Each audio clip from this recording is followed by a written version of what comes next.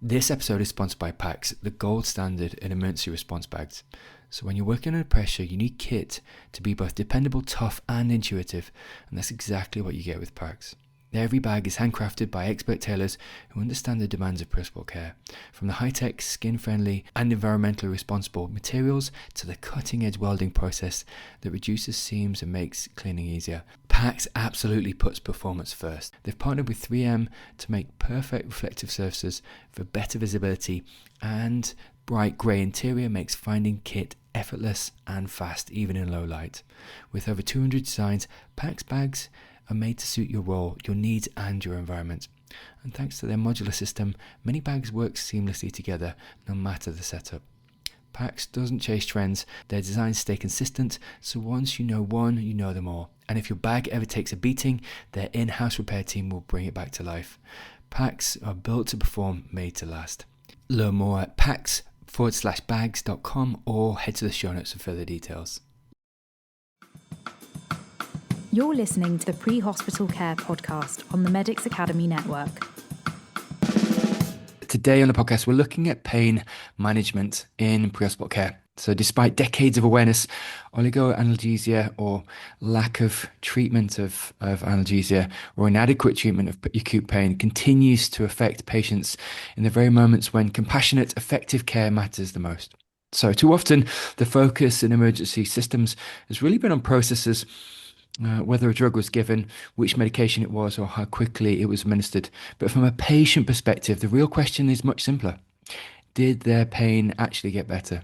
So in this episode, we're going to explore a powerful shift in thinking, that of what if pain management wasn't something that happened later in care, but something that started immediately from the very first patient contact? And what if analgesia was treated as a core patient-centered outcome rather than an optional add-on? So joining us today is Luca, Carenzo and Pietsch, who recently produced an editorial challenging us to really rethink how and when to deliver analgesia in trauma. So we're going to discuss the concept of pain first, a growing role of non-intravenous analgesics such as transmucosal fentanyl and inhaled agents, and what this means for paramedics, HEMS teams and pre-hospital systems worldwide. Welcome to the podcast, Urs and Luca. Thank you, Owen. Hello. The editorial starts by highlighting that oligoanalgesia is still common in emergency care.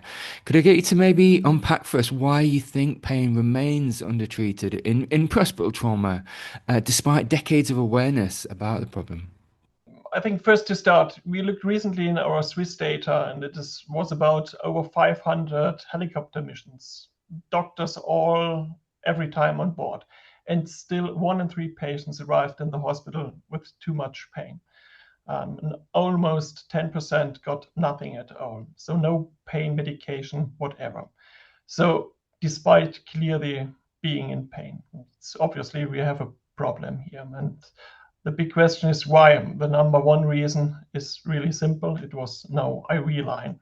So patients who didn't get pain medications had a 10 times more likely to have no IV access and so no pain treatment.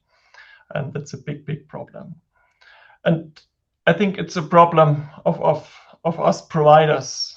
First, let me finish my assessment, get to the monitor, figure out what has the patient, and we don't deal the pain adequate in the first place. And Luca, is that your experience as well within trauma systems within Italy? Yeah, I think we are still very, very linked to the IV access. And one of the reasons why we actually wrote the editorial is because the 2 different papers came out addressing different non-IV strategies for pain management. One is by the team of Urs, which leads a research team addressing one of their special research questions is specifically this one. And the other one was using an inhalatory agent, which is methoxyflurane.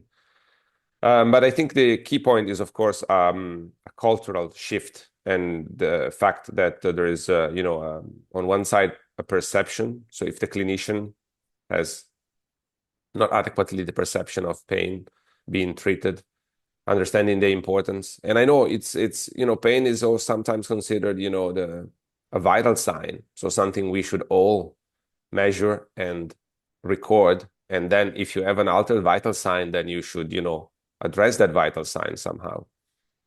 But there are many factors that I think we will address during this podcast that actually interfere with this process. But when these two papers came out, we had the idea also, let's write, also a commentary on them, discussing the settings that we think where this has a paramount benefit for the patient, and try to sensitize the wider audience on the importance of pain management.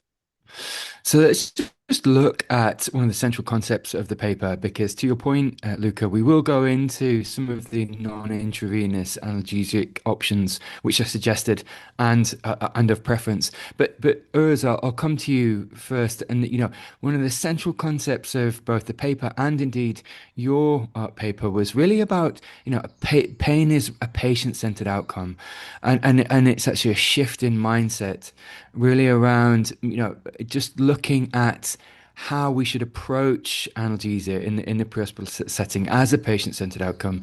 Yeah, I think we have to stop counting what drug was given. We have to start counting, is the patient still in pain or is he getting better? So most of us using the numeric rating scale and less than 4 and a handover in the hospital, we do a good job. And if not so, I think it's really important. We have to focus more on the patient related outcomes and not what medication in which dose was given to the patient. Which I think is one of the things we're not very good at the moment, is doing, pre-post assessment before and after the intervention. Sometimes the job cycle is very short, but sometimes the job cycle allows multiple measurements. And I think one of the things we mentioned in the editorial is exactly that. We often consider pain management, as a process, because when you tick the box, I've done, the assessment, the packaging, the warming, and pain management, and how much pain management I've given, a standard dose. But then often there's no real sort of patient-centered outcome, which the numeric rating scale is probably one of the most simpler. But one of the issue here is that we know from the literature that up to 1/5 to 1/4 of patients present to the emergency department following assistance, even with advanced helicopter emergency medical services, having not adequately treated pain. And that is what you, Owen, mentioned as a term called oligoanalgesia. And that is an issue also for long-term trajectories of these patients. Well, first of all, untreated pain makes the patient more difficult to manage pre-hospitally, also from a physiological perspective and from a scene management perspective. But it also causes, psychological distress, and it also might expose them to longer sequelae, such as, chronic pain risks, especially if, there is a high intensity pain or specific pains. I'm thinking, for instance, rib fractures and other specific fractures that are at high risk for chronic pain if they're not adequately treated. So I think that what is striking to me is that for the last 20 years, the literature has been consistent in defining the problem, but in different cohort and case series, there is no significant signal where there is, a reduction in the process. And, when you ask to a patient, what is that you remember the most from the accident you had? It often will be either one of two things. One will be the cold, the shivering, which sometimes is even described as worse as the pain. The shivering is often described as worse as the pain. And of course, the other is the pain from being mobilized and from, the transport and so on. So I think we should start thinking also in terms of patient experience, PX, patient experience, which, as you know, in value-based healthcare is one of the components of the equation of what we consider value in what we deliver to our patients. And I think you both make an excellent point there, which is that actually pain management has a direct relation, or indeed lack of pain management has a direct relation on physiology. So breathing rate, heart rate, it can elevate the physiology, maybe sometimes unnecessarily so. And actually, good pain management actually starts to, not only calm the patient, but you see reduction potentially in blood pressure, reduction in respiratory rate, reduction in pulse rate, just as you start to adequately analgesize the patient. So flipping something the editorial and indeed as your work speaks to is just flipping the narrative and looking at pain first. Now, could I get you to speak to really because there has to be some kind of sequential assessment maybe, or indeed um, monitoring. But actually, do we need to come to a formal diagnosis? Maybe not. Could I get you to speak to challenging that traditional mindset of that assessment, the monitoring, the diagnosis, working up, looking at the mechanism, and actually reaching for the pain management way before that? I think it's important. We don't have to choose. We can do both at the same time. Give some Pentrox or give some fentanyl lollipops. It takes 3 seconds. They can breathe, have the lollipop, and in the meantime, I can start my examination, put the monitor on, plan how to get with the patient out. So you have zero delay. And it's more a problem of our mindset, I think. And as mentioned before, it's much more easy to have a relaxed patient for the examination and to going out with a patient and to immobilize them than a patient in pain. And our Swiss data, we performed the fentanyl lollipop for ski patrols. It's really easy. It's not physician staffed. It's ski patrols, and it was safe. And it was exactly this effect. The patient was handled in seconds. Then they start all their monitoring and everything, and the patient was really, really happier. And it was happier than the traditional way, just starting all our stuff, putting on the monitor, and at last one, we need the IV needle, and afterwards the IV painkillers. Yeah, indeed. And as you say, really, doesn't have to happen in sequence. It can happen in parallel. And actually, Luca, I'll bring you in because Luca, you mentioned something earlier, which is, the absence of, IV access is, and just as Urs said there, it's a technical skill. It can actually be quite challenging, especially on a ski slope, especially when patients are cold, trying to find that IV line. But it doesn't mean, especially with non-IV access analgesia, you can get it in nice and early, and you can still do the cognitive skill of IV access down the line, but it doesn't preclude analgesing the patient early on. Could I get you to speak to maybe that mindset shift of doing things in parallel rather than sequence, Luca? Well, I think that's something even higher than just pain management. I think what you're describing is how a high-performing, let's say, both of us have worked in the field of trauma. And so I would say the high-performing trauma team, but, many other colleagues work in HEMS systems that are that they cover a wide variety of pathologies. So let's get also outside of the box and not think only about our usual trauma team. But the concept is having a medical team, which can be a HEMS teams or a healthcare teams, because as Urs said, he actually supervises ski patrollers, which are not healthcare providers. And this, I think, is one of the beauty of the work that they're doing, that they are basically bringing the analgesia to the point of contact of the patient, regardless the fact that there is a healthcare provider or not. Basically, pain is not waiting for the doctor to see you. So I think anytime we are actually thinking about delivering high effective quality care, we need to start shifting out of the mindset A, B, C, D, E, where A, B, C, D, E comes in sequence, and only when I have addressed A, I will move to B, and then I will move to C. That's a very good teaching tool. And, of course, that's the basics, and that's where you start. But then when you get on scene, multiple things need to happen. And this I really like. When we trained, we had these nice charts to describe, for instance, the multiple actions that the doctors and the paramedic could do, for instance, when assessing a scene, And sometimes, of course, you would be dipping in and out to keep the shared mental model, but then everybody would be doing multiple things at the time. So I remember, for instance, when doing urban HEMS in London, you'd be going to a stabbing. Usually, of course, we're talking about stable stabbing because hemodynamically unstable are outside of the scope of today's talk, probably. But, even while you'd be walking them to the ambulance to reduce the scene time, you'd be also looking at them and you'd be putting the lollipop in their mouth, minimizing scene times. And we know, of course, that in this field is linked to poorer outcome. But yes, I think first of all, it's a mindset.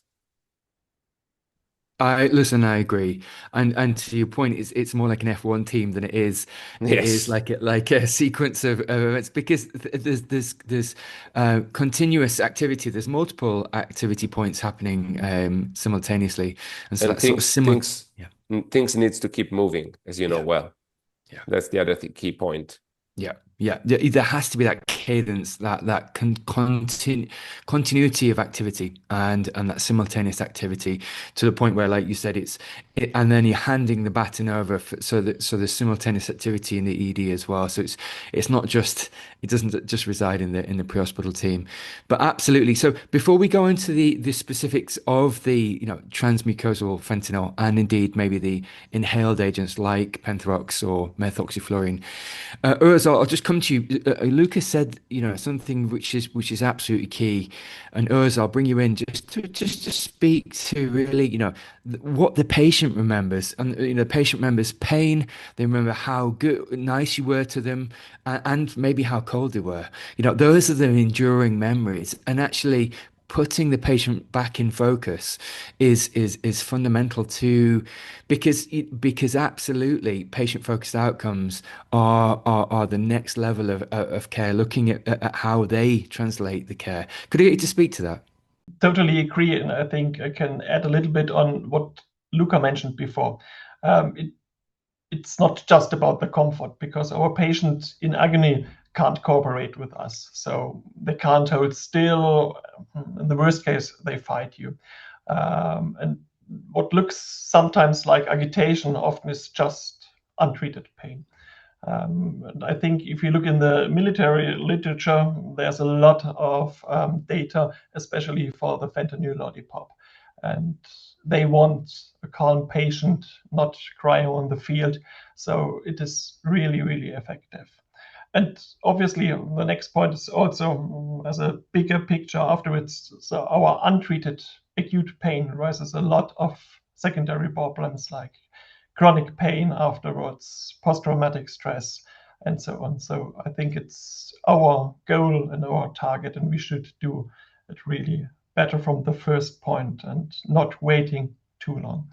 And in our Swiss data, and this is HEMS data, it's not the data from the fentanyl lollipop with the ski control, we saw we have a problem in winter and in night time.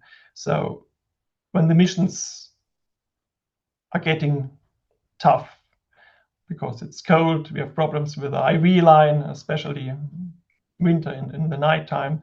Our pain management is really worse, so it's add on this problem. So I think a quick non-IV option makes the biggest difference. Yeah, Luca, could I get your experience on this? Because Urs makes a great point there around compliance, and it's not just about comfort, but actually, compliance to treatment protocols, winning the patient over, actually, understanding, it's really hard to harness information from a patient when they're in acute pain. Could I get you to speak to that? Well, yeah, I think making the patient, calm and cooperative. So what we in the field of intensive care would mean with a RASS scale, a Richmond Agitation Sedation scale of 0. So calm and cooperative would be the ideal for any, even pre-hospital jobs, because I think we need to start thinking, critical care, pre-hospital critical care, then we should think about our targets in a more, critical care way. So what's the current status of this patient? Is he agitated because of pain? And we do not want to have a positive RAS. We do not want to have an agitated patient on scene. And I think this works very well both for the remote environments. So for instance, our experience comes a lot from, the Swiss mountains. for like complex ground to HEMS missions, challenging conditions. But I think also it works well in more ultra short tactical civilian jobs, such as urban HEMS, for instance, where we often dealt with uncooperative patient, not necessarily because of, the uncomfort of being on a mountain cold and with a broken leg, but because of situational stress due to often, penetrating trauma, which is, again, we know, in systems such as ours, where we do have civilians, HEMS physicians teams getting into the scene, into basically what is an orange zone, if not a hot zone, just to extricate the patient.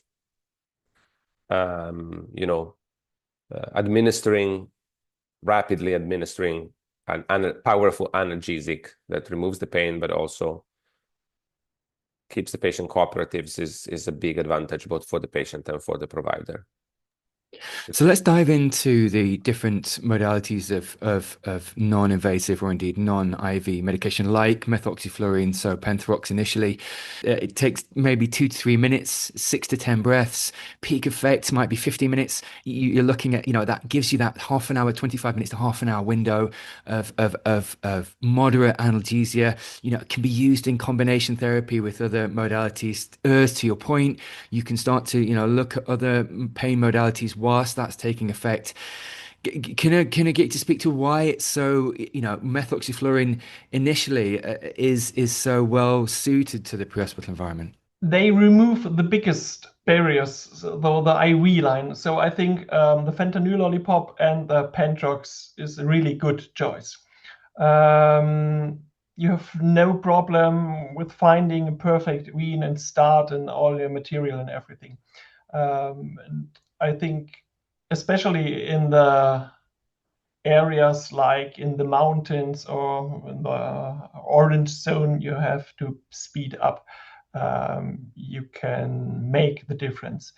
From my side in the Swiss Alps, it's often you have cold hands, sometimes it's dark. So it's really challenging to get an IV line in the first moment. And as mentioned before, the fentanyl lollipop and the Penthrox inhaler, it's just in some seconds, and the patient is focused on the inhaler and is focused on the lollipop. It's an additional effect. It's not just pain killing. They have to do something. You have absolutely no problems with any sharps. You have no needles, and you can store it just in your rucksack, and you don't have any problems with what's the perfect temperature for storage. And if you look in the literature, I'm more and better in the fentanyl lollipop than in the Penthrox stuff. It's effective. You can compare it to IV morphine in the first setting. And obviously it takes a little bit for the first effect. But to be honest, it also takes some time to put an IV line and to administer. So I think the time isn't that much longer and you're faster in most of the challenging conditions. But one thing also to watch, if you go with a Penthrox in small places, especially in a helicopter and ambulance, you need a really, really good ventilation. So, and obviously it's not allowed from the EASA to use Penthrox or anything in the helicopter during the flight. So I'm a big fan of fentanyl lollipops. It's not the problem with fentanyl. Yeah, indeed, and you make a good point there. It's a different. So it's not an inhaled analgesic. It's transmucosal. So there's that absorption. Luca, could I just bring you in and get you to sort of speak to that, because there are almost two different modalities. There is a bridging effect, as we spoke to before. But could I get you to speak to sort of your thoughts on either a preference or indeed, what you reach for first? Well, first, let me do sort of an introduction on the topic, because we focused on the editorial on two specific modalities, but these are not the only one. And we focused on the editorial on the two modalities just because we were discussing and presenting two different research papers one on Pentrox and one on oral transmucosal fentanyl. But we have to remember that if we look at the broad picture of non-IV strategies, we do have other drugs, and we do have other ways of administering them. For instance, what it's missing is worth mentioning briefly for completeness, of course, is the intranasal way, which is can be done two different ways, through a mucose nebulizer or to pre-prepared nasal solutions, such as, for instance, the major limitation in the fields we're operating is that what we discussed in the editorial is readily available. You open up the package of the fentanyl lollipop, and that's ready to use, and the Pentrox is ready to use. While most common intranasal solutions need to be prepared in a syringe, and that adds quite a complex, dexterity issue in a very cold environment. Also, the nasal mucosa is very impaired in very cold environment.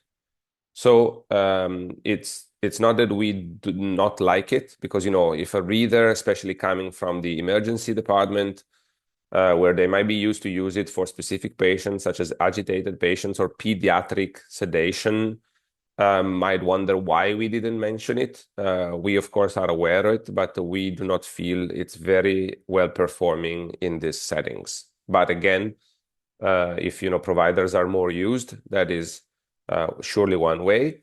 Also, there are some, for instance, we discussed the oral transmucosal fentanyl, but as I often say, at least in my country, this is an off-label use of a drug that was designed for breakthrough pain in cancer.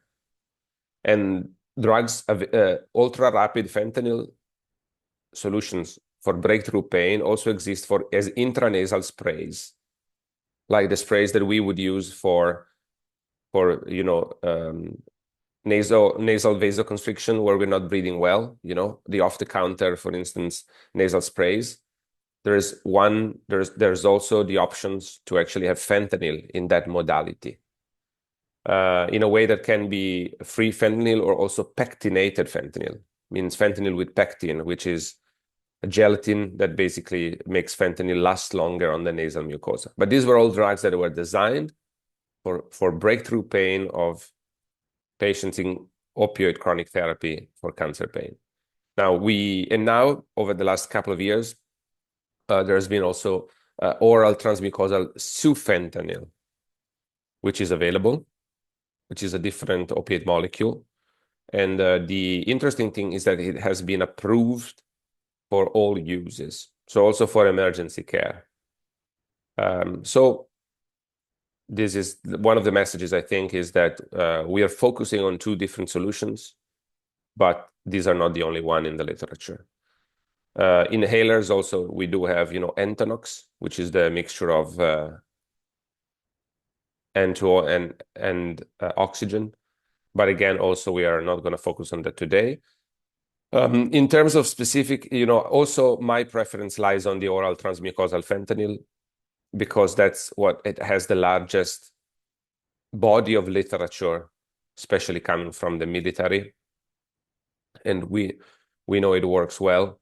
We know it's safe, but especially it's small and easy to stock. It's dry, it does not freeze, and it can be easily deployed. Also, for instance, as you know, from different work we did in the past in London, for instance, as a strategic stock for mass casualty events. Yeah, and that's a fantastic point there, Luca. When there is an overwhelming demand versus supply, you really need to simplify the modalities of analgesia and the modalities of giving pain relief to the masses, and especially for the critical care patients. So let's just pivot slightly, as I'm mindful of time. Urs, I'll come to yourself around governance and oversight, and then to yourself, Luca. But Urs, could I initially get you to speak to just how we should approach proper governance and training to really make sure that this drug delivery is both safe, especially maybe for non registered staff, maybe those first responders that might be delivering it? Good question. I think the first and the most important thing is you have to have a good protocol. You need a medical director standing 100% behind them, and that's the foundation. They need to know how to score the pain. Perfect. And I love the idea to add the RAS score. Perhaps we have to think about this for the future. They have to know how the drugs works, what's the perfect doses, what's the limits, and the side effects. And I think the next is how to monitor. And I don't talk about pulse oximetry, how to assess a patient and what's important, especially you're on the cold. So pulse oximetry is for more or less nothing because the reading is often really bad.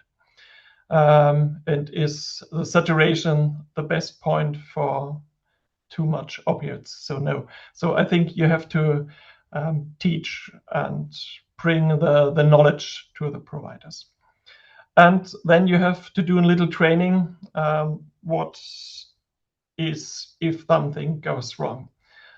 So in our study, in our setting, everyone is having also naloxone ready, just in case, as for nasal application. And I think that's the fundament. And if we look back, and we started first with nalbuphine nasal, it was not really good, but we did the same teaching and training for all of them.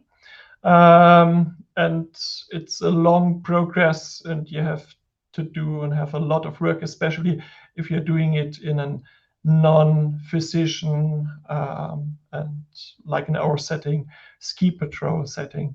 So yeah, you have to stand behind them, and that's a most important thing, I think. Yeah. Yeah, indeed. No, indeed. Look at yourself. I actually have a curiosity for us. Do you actually have to use the naloxone? Never, not once. Never.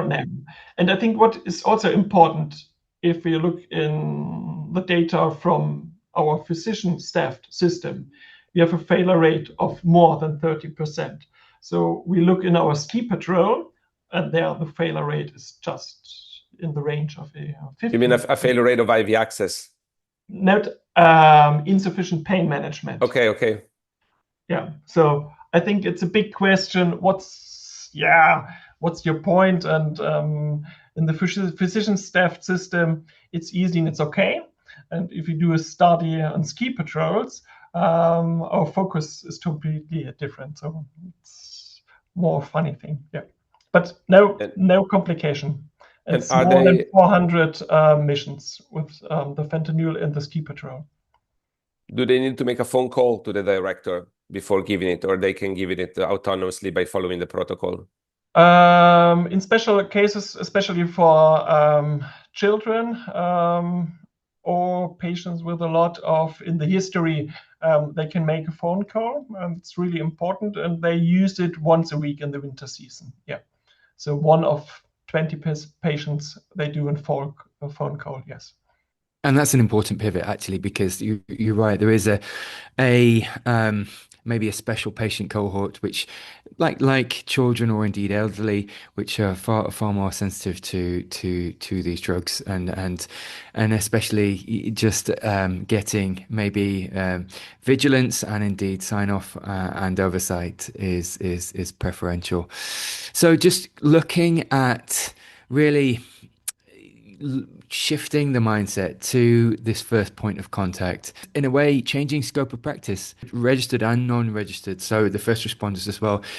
Could you get to speak to really the meta message here, which is looking at changing both scope of practice and how we start to look at working in parallel, so that rewriting SOPs, really standard operating procedures, to consider pain management first.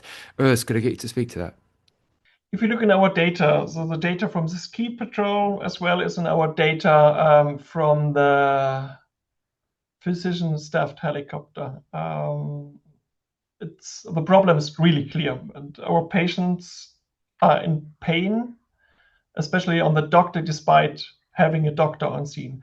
And so I think it's obvious, and it's all about the same stuff. We have to start a good analgesia at the first place. So give something, the people, the paramedics, the ski patrol, also for non-IV options. And that's the biggest barrier, I think, is disappearing if we have something to start at once.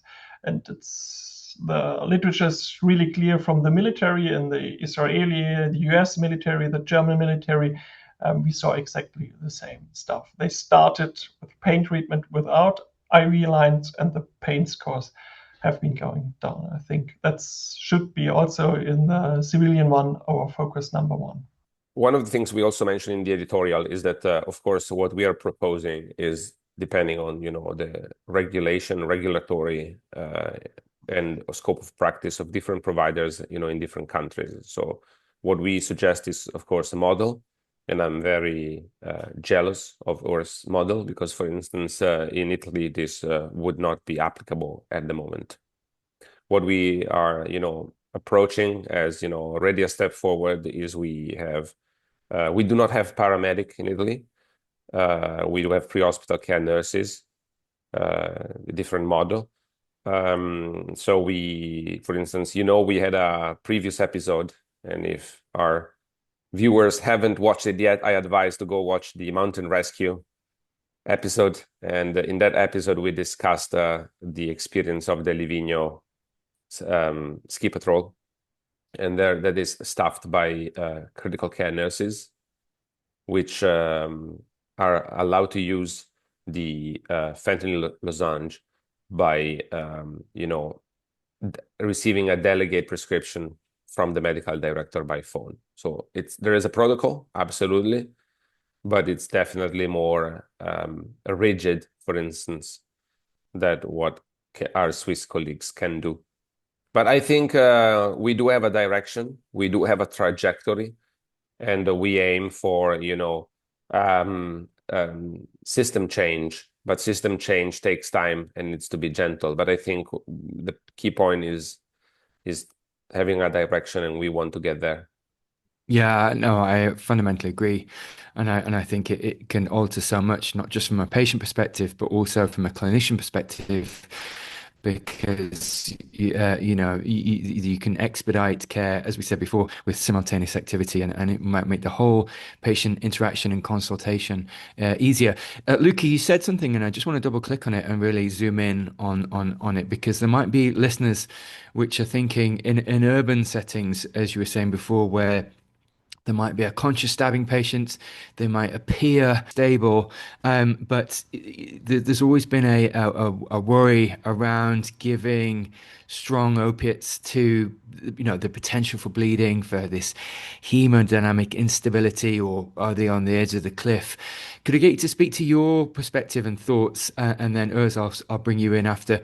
Really around, giving it in that urban setting to the stabbing patient, which is conscious, which is maintaining, they're speaking to you, just as an initial dose, and whilst you're doing other stuff. Yeah, I think this is, I would define it as standard of care in these settings. There is an extensive literature, and there is no real, adverse events in this population, especially if you use a conservative dosing and then you upscale. So if we think that in the military literature, the standard entry dose is 800 micrograms of fentanyl, we have to remember, of course, the conversion rate between, the standard, which is IV morphine, then we can convert it to IV fentanyl, and then transmucosal fentanyl, because, of course, these are not the same. But for instance, in my clinical experience, we often start with 400 micrograms, and that's a safety choice. But again, the military literature is based on the 800 microgram lollipop. And that is what seems to get the best pain control. We're talking, of course, about self-administration or body administration of field operations by military, where we can also estimate a broader injury load compared, for instance, to a single stabbing. Now, this is a bit of a, I'm just making a bit of an assumption based on the epidemiology. Most stabbings that we saw were, single stabbings, and that need expedited transfer to hospital rather than, blasted bodies from landmines. But I would definitely say it's this dosing in a healthy cohort, which is what usually we saw within the concept of tactical emergency medicine, were safe and provided pain control to facilitate the cooperation of the patient. For instance, even access in the ambulance. Which makes sense, absolutely makes sense. And is that your experience? The zero adverse events, and indeed safe to give in the doses that Luca mentioned. Completely agree. In our protocol, we have for the children, we start with a 400. And for all adults and more than 60 kilogram, we start with an 800 microgram fentanyl lollipop.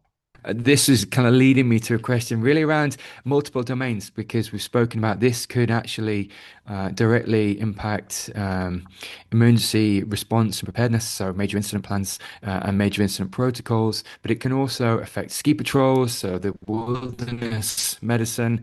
It can also be a first responder medication. It can also absolutely be part of a HEMS team pain protocol, and indeed a treatment plan.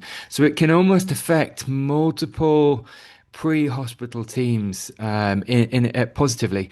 And expedition medicine, where there is maybe less access to monitoring, but also in a safe way, be an effective pain analgesic and mitigation strategy. So just, I guess the second to last question really is, and Luke, I'll come to you first, is, how can we embed this across multiple systems? Because pain first and these analgesics of that you mentioned within the editorial are absolutely transferable to all these transverse domains. Yeah, I think the key point, again, as we already mentioned, is implementing a protocol and a governance and an educational program. So I think the input needs really to start from the inside of different agencies. Then, of course, there is an issue also on procurement, because sometimes the procurement of this medication is not linear. So this is can be a bit of an issue.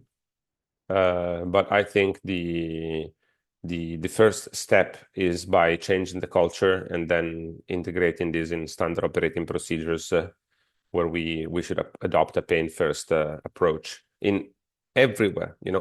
We should stop thinking, treating pain is going to mask my symptoms, and then I'm not going to be able to do a diagnosis, and other, misconceptions that have pervaded the medical literature personnel for many years. Yeah, absolutely. Oh, I agree totally. So just the final question, and Urs, I'll come to you and then to Luca. You speak both within your literature base and indeed the editorial around, more research, stronger evidence, including randomized trials to really look at patient-centered outcomes, and increase the research base to Luca's point, to change practice, evidence-based medicine to really shift the mindset, and do it from a data-driven perspective, to treat traumatic injuries and indeed patient outcomes with this analgesia first approach. Urs, could I get you to speak to really increasing the evidence base?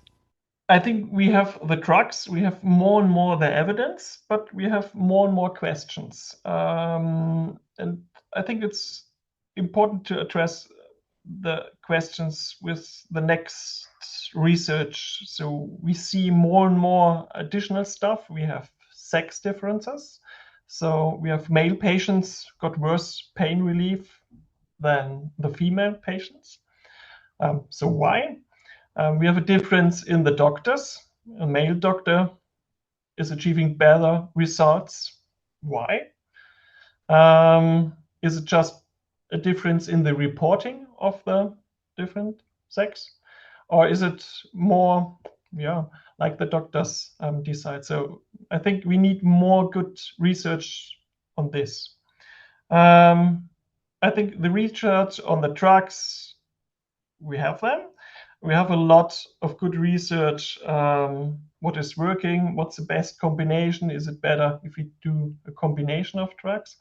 So I think we have to bring it to the patient. And as we know, it's a long, long way. And we could be the starting point now. And I hope we can push this a little bit. So the only question is in the moment now, how can we make it more and more standard practice?